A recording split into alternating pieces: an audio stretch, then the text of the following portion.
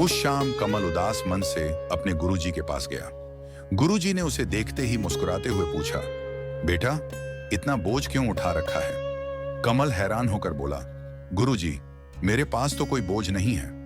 गुरुजी ने पास रखी एक खाली बोरी उठाई और उसमें एक एक पत्थर डालना शुरू किया।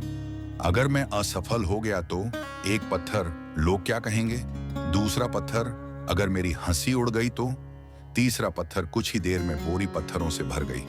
फिर गुरुजी ने वह बोरी कमल के कंधे पर रख दी और कहा, बेटा, अब इसे लेकर चलो।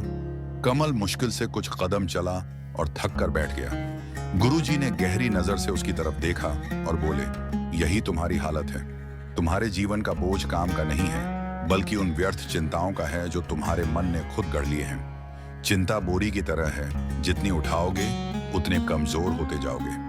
याद रखो, व्यर्थ की चिंता मत करो, क्योंकि जो होना है वह चिंता से नहीं, कर्म से तय होता है। गुरुजी ने समझाने के लिए उसे एक कहानी सुनाई। गुरुजी बोले, बेटा, एक बार एक यात्री नदी पार करना चाहता था। उसके पास एक नाव थी। वह नाव को पीठ पर लाद कर चलने लगा। राहगीर ने पूछा, तुम नाव पीठ पर क्यों ढो रहे हो? यात्री बोला, नदी पार करने में काम आएगी।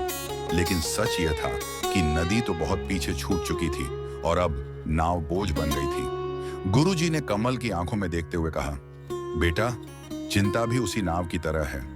जब जरूरत हो तो नाव सहारा देती है, लेकिन जब जरूरत निकल जाए और हम उसे ढोते रहें तो वही बोझ बन जाती है। चिंताओं को पकड़े रहना ऐसे है जैसे सूखी नाव पीठ पर ढोना। छोड़ दो इसे और हल्का होकर आगे बढ़ो।